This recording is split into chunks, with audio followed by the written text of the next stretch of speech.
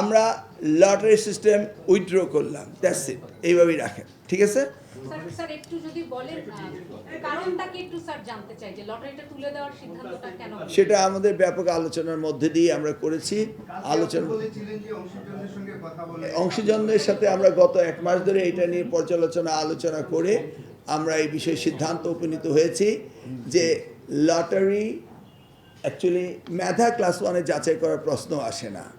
আবার on the other hand, ধরুন ভিকারুননিসার lottery হচ্ছে, সকলে এসে ভিকারুননিসার লটারি খেললো, ল্যাবরেটরিতে লটারি, মানে সব জায়গায় লটারি খেলছে।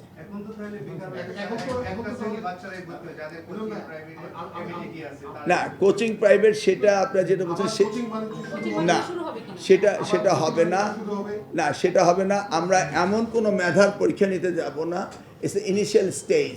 আমরা তাদের পরীক্ষা নেব, তারপরে দেখা যাক পরবর্তী ধাপে কি হবে। ওদেরকে আমরা ক্লাস 1-এ নিউরো সার্জন বানানোর চেষ্টা করছি না, এটা নিশ্চিত থাকেন। মাননীয় মন্ত্রী, যেটা লক্ষ্য করা যায় যে এই শুধুমাত্র যেটা আমার সহকর্মী বলবার চেষ্টা করছিল যে এই স্কুল ভর্তি মতিঝিল আইডিয়াল এবং ভিকারুননিসায় দেখা যায় যে 2-3টে স্কুলে ভর্তির জন্য যে পরিমাণ গার্ডিয়ানরা উন্মুখ হয়ে থাকে যে বাচ্চাকে 6 মাস আগে থেকেই কোচিং করায়, একটা র্যাট রেসের না, এটা কোচিং হবে না, এবং খুবই সিম্পল ওয়েতে আমরা এক্সাম নিব।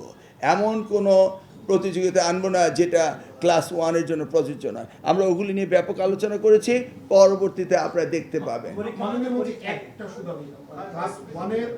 আমরা যেটা দেখি যে আপনার হচ্ছে যে ভর্তি পরীক্ষা যদি হয় এবং লটারির ভর্তি পরীক্ষা হলে ভালো স্টুডেন্ট, মানে ভালো স্টুডেন্ট, এটা তো আসলে একটা ক্লাস 1-এ আমরা ভালো মন্দ বলছি না, কিন্তু দেখা যাচ্ছে সব বেছে বেছে তো ভিকারুননিসা আইডিয়াল এরাই তো নিয়ে যাবে। এরপরে দেখবেন আস্তে আস্তে জোনিং সিস্টেম হয়ে যাবে, চিন্তা করবেন না।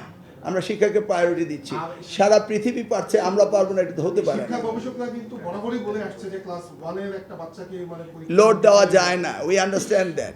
প্রথম ধাপে পরীক্ষা দিল, তারপর যদি একাধিক হয় তারপর আরেকটা সিস্টেম তৈরি করা হবে, কিন্তু initially lottery is not a system. এটাকে আপনি ক্রমান্বয়ে আপনি সেইভাবে এগোতে পারেন। প্রথমে একটু লার্জ নিলেন, তারপর একটু কম নিলেন, এটা ব্যবস্থা হবে ক্রমান্বয়ে।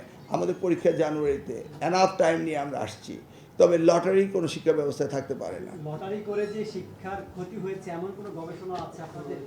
লটারি করে যেটা হয়েছে এটা ভুল ছিল? আপনার কাছে কিছু তথ্য থাকলে বলুন, আমরা ব্যাপক আলোচনা করেছি, আমরা চেঞ্জ করেছি, এটা আমাদের সিদ্ধান্ত।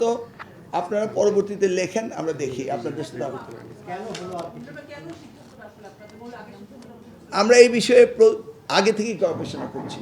আজকে প্রথম আমরা যে এই মন্ত্রণালয়ের মন্ত্রী বসেই আমরা গবেষণা করছি তা না, আপনি নিশ্চয়ই জানেন আমার একটা গবেষণা প্রতিষ্ঠান আছে, আমরা এগুলো নিয়ে কাজ করছি।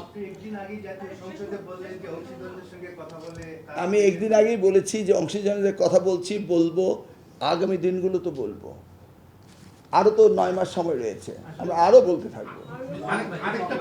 আরেকটা প্রসঙ্গ যদি একটু বলি, মাননীয় মন্ত্রী অন্তর্বর্তীকালীন সরকারের আসার পরে আপনার হচ্ছে বৃত্তিটা আবার চালু হয়েছে, যেটা হচ্ছে ক্লাস 5-এর বৃত্তি এবং 8-এর বৃত্তি। আমাদের শিক্ষা গবেষকরা দীর্ঘদিন ধরে বলে আসছে যে এটা এক ধরনের বৈষম্য তৈরি করে।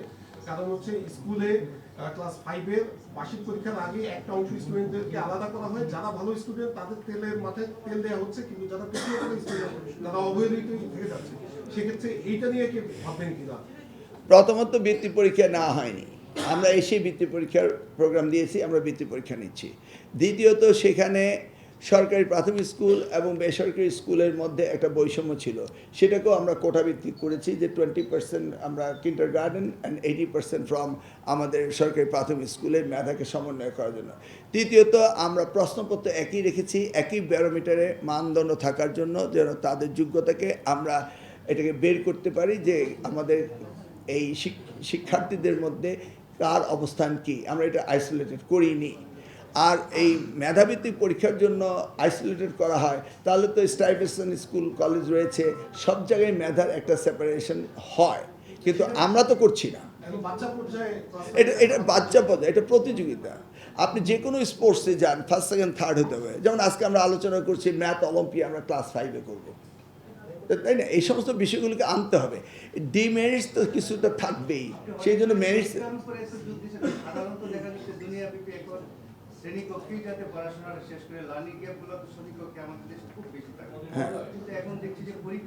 না। আপনি কি করে বুঝলেন পরীক্ষার উপর জোর দিচ্ছি?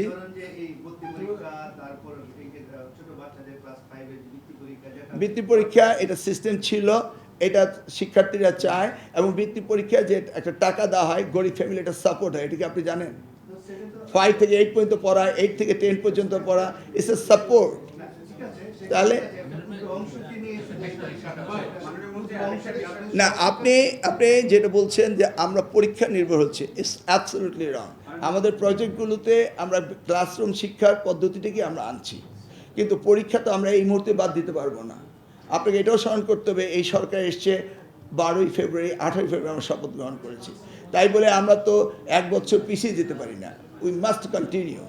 তাহলে বর্তমান প্রথাটাকে নিয়ে আমরা সামনের দিকে এগোতে হবে। 18 বছরের শিক্ষকদের একটা যোগ্যতার কথা বলছিলেন, 18 বছর। আমার একটা প্রশ্ন আছে এখানে যে আপনাদের এই ধরনের কোনো সেল থাকবে কিনা, যেহেতু আচ্ছা, আমি তো আমার অন্যান্যগুলি ঘোষণা করতে পারিনি। কোচিং ভিত্তিক হয়ে যাবে কিনা? আচ্ছা, আপনি আমার পুরো প্রোগ্রামটা বলি। আমরা করতে গেলাম, লটারি পর্যন্ত গেলাম, তারপরে আমরা ম্যানেজমেন্ট কমিটিগুলিকে আবার রিএস্টাবলিশ করেছি। আমাদের প্রত্যেকটি বেজ লাইন হচ্ছে ডিগ্রি, স্নাতক, যেটা আমরা গ্র্যাজুয়েশন লেভেল বলি। সেটা আমাদের কলেজে, স্কুলে, কলেজগুলো মানে ইন্টারমিডিয়েট কলেজ, ডিগ্রি কলেজগুলো আমরা এখন নেই, ইন্টারমিডিয়েট কলেজ, স্কুল, মাদ্রাসা এবং প্রাইমারি, প্রত্যেকটির বেজ লাইন হলো ডিগ্রি লেভেল, অর্থাৎ স্নাতক থাকতে হবে। এটা প্রত্যেকটা বেজ লাইন। তারপরে কমিটি যেভাবে ফরমেশন সিস্টেম রয়েছে, সেই ফরমেশন সিস্টেমে আমরা আসছি। আর কোনটা বাকি আছে? 18 বছর শিক্ষকদের যে যোগ্যতা, বলছি স্যার, বলছি হ্যাঁ, সব বলছি। সব বলছি, এবার বলেন।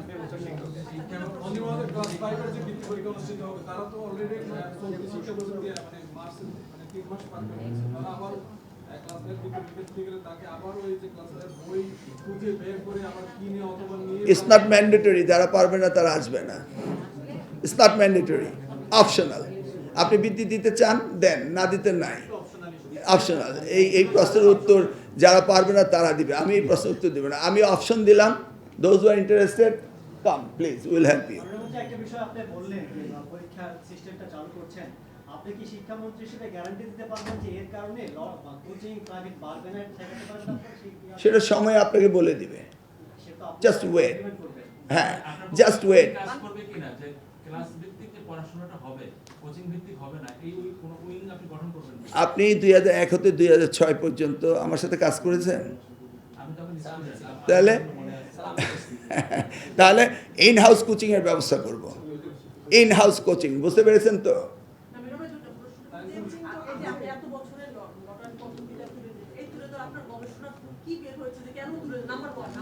লটারি কি শিক্ষার কোনো মাপদণ্ড হতে পারে?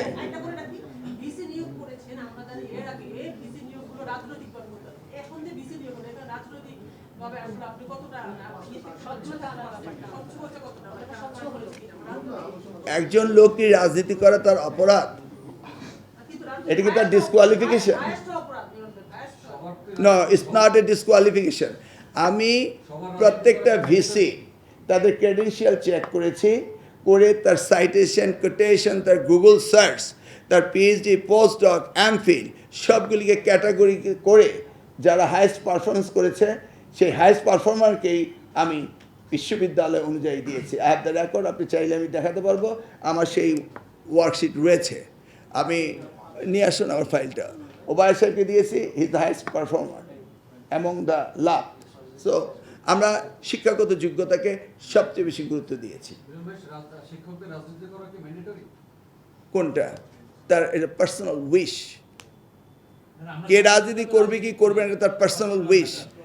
কেউ কাউকে ম্যান্ডেটরি রাজনীতিতে আনতে পারে, নিদার ডু আই। এই কোশ্চেনটা বোধ হয় কারেক্ট না। আমরা সাংবাদিকরা রাজনীতির সাথে যুক্ত, পার্সোনালি আমরা সাংবাদিক। এটা পার্সোনাল বিষয়, এটা নিয়ে তো আমাকে কোশ্চেন করার কোনো কারণ নেই। It's a personal matter. হ্যাঁ, রাজনীতি আপনিও করেন না, শিক্ষা সবাই তো করেন। প্রাইমারি স্কুলের ভর্তি পরীক্ষার বিষয়টা মানে এটা কি আপনারা এক্সপেরিমেন্ট হিসেবে নিচ্ছেন কিনা সামনের বছর, যে আমরা দেখি লটারি বাদ দিয়ে এখন ভর্তির মাধ্যমে যাই, তাতে কি দাঁড়ায়? শুনেন, lottery is not a solution, absolutely. আপনি মেধাকে কোন ব্যারোমিটারে জাস্টিফাই করবেন সেটা পরের ব্যাপার, কিন্তু lottery is not a solution for admission. আর কোন প্রশ্ন?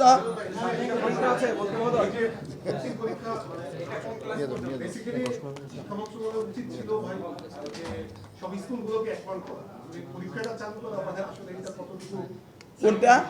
মানে ক্লাস 1 এর বাচ্চাদের এই ভর্তি পরীক্ষা চালু করা? এটা তো ছিলই, চালু করা কি এটা ছিল? এটা তো এই সময় ভর্তি বাণিজ্য তো ওই সময় আপনারা পিন্টু সাহেব আমি বলি, আমরা এক্সপেরিমেন্ট করার কোনো দরকার নাই। We serve as a minister, we conducted the public examination and admission system. ওই 2001 to 2006-এ আমরা স্কুলগুলোতে প্রাইমারি এনেছিলাম এবং সমন্বিত ভর্তি সিস্টেম আমরাই করেছিলাম এবং সেখানে পরীক্ষার মাধ্যমেই করেছিলাম। We started. তো আমাদের এই রিসার্চ, এই গবেষণা আমরা করে আসছি, আমরা 2001 থেকে করে আসছি। ইটস নট দ্যাট আমরা এই 1 মাসের গভর্নমেন্টে করছি। 20 বছর পরে কি 20 বছর পরে শিক্ষা অনেক এগিয়েছে, চেঞ্জ হয়েছে? আপনারা সেই 20 বছর আগের ভর্তিটাকে তার মানে কি আপনি বলতে যাচ্ছেন 20 বছর অগ্রগতি হচ্ছে lottery? You mean that? So you mean that? This is not. You don't mean যে লটারি হচ্ছে 20 বছর অগ্রগতি। আপনি যদি আমাদের শিক্ষা ব্যবস্থার সাথে উন্নত বিশ্বের শিক্ষা ব্যবস্থার সাথে কম্পেয়ার করেন, তাহলে আপনি আমাদের বাজেটের কথাও দেখেন, জিডিপির কত পার্সেন্ট পাচ্ছি, আমাদের স্টুডেন্টের সংখ্যা দেখেন। আমাদের দেশে যেই পরিমাণ স্টুডেন্ট এই শিক্ষা মন্ত্রণালয়ের অধীনস্থ রয়েছে, পৃথিবীর এরকম 50 দেশে এতটুকু তাদের জনসংখ্যাও নেই। না, উনি 20 বছরের কথা বলছেন। আমরা দায়িত্ব নিয়েছি, আমরা কাজ করছি, আমরা কাজ করি, আপনারা কোঅপারেট করেন। আমরা পজিটিভ অ্যাটিটিউড নিয়ে আসছি, তাই না? আর আমাদের একটা প্রিভিয়াস এক্সপেরিয়েন্সও রয়েছে। অতএব আপনার প্রশ্নের জন্য প্রশ্ন করলে এটা তো হয় না। না, আমরা গিনিপিক কিনা এডুকেশন সেক্টর, এটা you have to wait for that day. না না না, আপনাকে অপেক্ষা করুন না। হাউ ডু ইউ কমেন্ট যে আমরা শিক্ষাকে গিনিপিক করছি? Give us a time please. Thank you. শেষ একটা বিষয়, সবাই জানতে চায় যে মাউশিক ডিজি এনসিটিভি চেয়ারম্যান, যেহেতু আজকে অনেকগুলো আপনারা সিদ্ধান্ত নিয়েছেন, ঢাকা বিশ্ববিদ্যালয়, জাহাঙ্গীরনগর অনেক বিশ্ববিদ্যালয় সিদ্ধান্ত নিয়েছেন, মাউশিক ডিজি এবং এনসিটিভি চেয়ারম্যান সহ বাকি পদগুলোতে আপনারা কবে? শুনেন, অ্যাডমিনিস্ট্রেটিভ ব্যাপার অ্যাডমিনিস্ট্রেটিভ ওয়েতে হবে। আমরা কি কোনো অফিসারকে কেন পাল্টাবো না, এটা অ্যাডমিনিস্ট্রেটিভ ব্যাপারই থাকুক না। না না, এটা তো অ্যাডমিনিস্ট্রেটিভ। ইউনিভার্সিটি ভিসি পাল্টাতে হবে, পাল্টিয়েছি। অ্যাডমিনিস্ট্রেটিভ আমরা সকলকে পাল্টাবো না, এটা অ্যাডমিনিস্ট্রেটিভ ব্যাপার। Leave it to us. আমরা দেখি, আমরা তো কাজ করছি, করছি তো। লোক আস্তে আস্তে হবে, একসাথে সব চাচ্ছে না। ওরে আল্লাহ, থ্যাংক ইউ। হ্যাঁ, আপনার দুই বিভাগের নীতিমালায়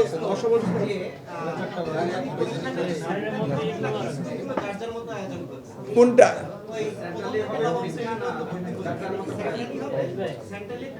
না, সেটা আমরা পরে সিদ্ধান্ত নেব। আমি ভেবেছিলাম আপনার আগামী ম্যাট্রিক পরীক্ষা নিয়ে কিছু বলবেন, আমরা সেটা বললাম না। কনক্লুডিং স্টেটমেন্ট আমাদের উপদেষ্টা দিবেন, আর প্রশ্ন নয়। হ্যাঁ, একটা কৃষি বিশ্ববিদ্যালয় প্রতিষ্ঠার জন্য অনেক মানুষ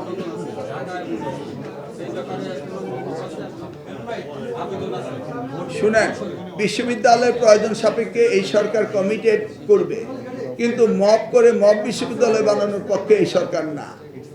প্রয়োজনের সাপেক্ষে করতে হবে, করবে। এই সরকার জনগণের সরকার এবং এই সরকার স্পেশালাইজ ইন এডুকেশন। তারা এডুকেশনকে সবচেয়ে বেশি গুরুত্ব দেয়, যেটা 91-এর গভর্নমেন্ট 2001-এর গভর্নমেন্ট দিয়েছিল। এবং আপনারা দেখেছেন বর্তমান প্রধানমন্ত্রী এডুকেশনকে প্রায়োরিটি দিচ্ছে। অতএব এটা নিয়ে চিন্তার কোনো কারণ নাই, কিন্তু মব ইউনিভার্সিটি বানানো তো যায় না। ধন্যবাদ। একটা প্রশ্ন ক্লিয়ার জন্য মাননীয় মন্ত্রী, সেটা হচ্ছে যে একটা স্কুলে একটা স্টুডেন্ট ভর্তি হওয়ার পর আবার প্রতি বছর তাদের কাছ থেকে অ্যাডমিশন ফি নেওয়া হয়। সেই ব্যাপারে তো অলরেডি ঘোষণা হয়েছে, এটা ইজ ক্লোজ অলরেডি। কিন্তু এটা তো মানে না, এটা তো কেউ মানে না। না মানার পিছনে অনেক রিজনেবল রিজন তাদের আছে, সেগুলি পর্যায়ক্রমে হবে। আপনার ইংলিশ মিডিয়ামে তো এই ব্যাপারে আমাদের সাথে বসেছে, তারা প্রথমে অ্যাড্রেস করেনি, পরে অ্যাড্রেস করেছে, তাদের তো সুযোগ সুবিধা আছে। আপনারা দেখেন, আমরা কিন্তু সকলের সাথে বসার সুযোগ পাচ্ছি না, যে স্টেক হোল্ডারের সাথে একটা করে তো আমরা বসে করছি। এই মুহূর্তে যে সিদ্ধান্তগুলি প্রয়োজন ছিল, তার সিদ্ধান্ত জরুরি ভিত্তিতে বেশ কতগুলো আমরা জানালাম। বাকিগুলো আস্তে আস্তে পর্যায়ক্রমে আসবে। মাননীয় একটা প্রশ্ন একটু ক্লিয়ার হওয়ার জন্য যেটা হচ্ছে যে এটা ডিগ্রি কলেজ ছাড়া অন্যান্য সব শিক্ষা প্রতিষ্ঠানে মাদ্রাসা সহ ম্যানেজমেন্ট কমিটির যিনি সভাপতি হবেন তাকে স্নাতক পাস হতে হবে, এটাই তো বললেন আপনি। হ্যাঁ, ডিগ্রি কলেজগুলো আমরা ন্যাশনাল ইউনিভার্সিটির মাধ্যমে সেগুলিকে দেখি, এটা আপনারা জানেন, ওই যে ওনারা সিনিয়র আছে ওনারা সকলে জানেন। আর আমাদের এখন শিক্ষা মন্ত্রণালয় ডিরেক্টলি মাদ্রাসা, প্রাইমারি স্কুল, হাই স্কুল, কারিগরি, কলেজ, ইন্টারমিডিয়েট পর্যন্ত দেখছে।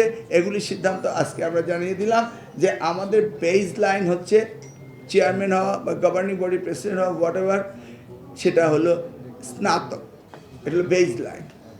আর এরপরেও অনেক কিছু আমরা দেখব। হ্যাঁ, আমরা মোর এক্সপেরিয়েন্স পিপল যারা, তাদেরকে আমরা হায়ারকিতে নিতে চাই। আমি যদি এখন 5 বছর এক্সপিরিয়েন্সের কথা বলি, হায়ারকিতে হয় না। তারপরে বিগত ফ্যাসিস্ট সরকারে আপনারা জানেন যে পূর্ব ঘোষিত যেটা ছিল সেটাতে ছিল সিনিয়র শিক্ষক হতে হবে, অ্যাসিস্ট্যান্ট হেডমাস্টার হতে হবে, হেডমাস্টার হতে হবে। এই প্রিভিলেজটুকু কিন্তু বন্ধ ছিল। আপনারা সাংবাদিক, আপনারা জানেন তখন নেপোটিজম, ফেভারিটিজম হতো, নিউট্রালি ডিসকাশন হতো না। তাহলে আমরা মনে করি যে সেই বারটা ক্রস করে আমাদের আসতে হবে, সকলকে সুযোগ দিতে হবে। আপনি কাউন্ট করে দেখেছেন তো 18 কেন হয়েছে?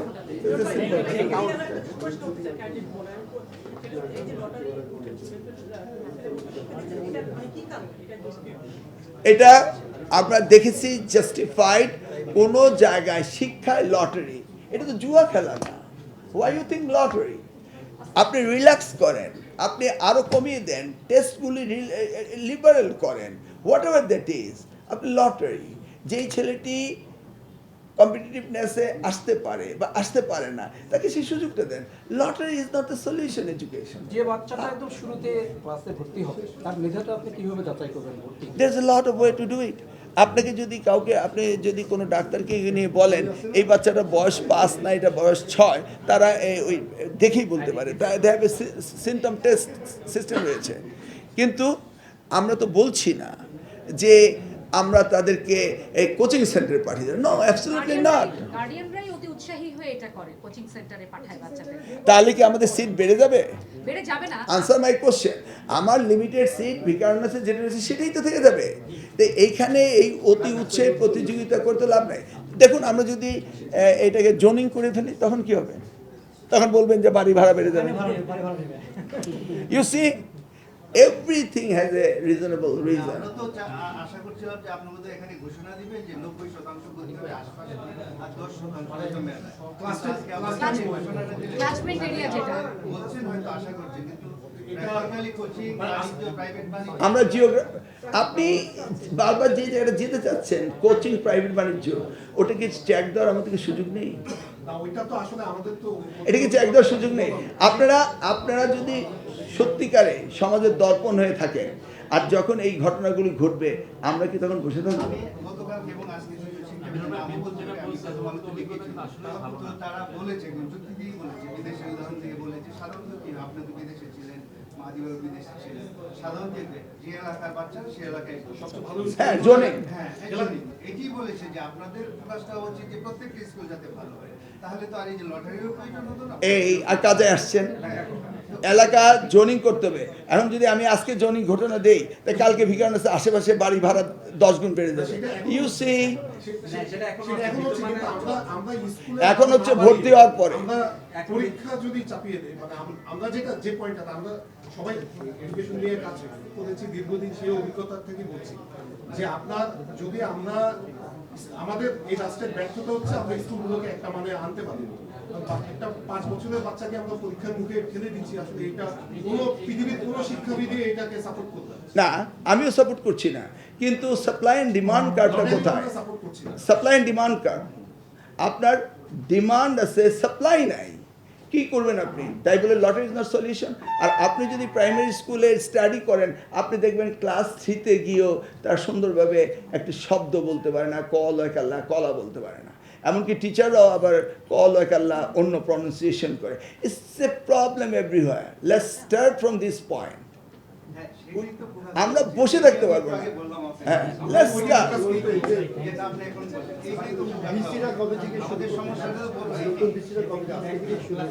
আজকে তো ক্লোজ হয়ে গেল। আমি আজকের ডেটে স্বাক্ষর করেছি, means they will receive their appointment letter due time from today on. আর কোন প্রস্তাব? আপনারা যা আছেন আমরাও তা চাই, আপনারা ভালো চান শিক্ষার্থী, আমরাও চাই, আপনারা আমাদেরকে সাজেস্ট করুন, আমরা করব। ঈদ মুবারক সকলকে, আগামী ঈদ মুবারক।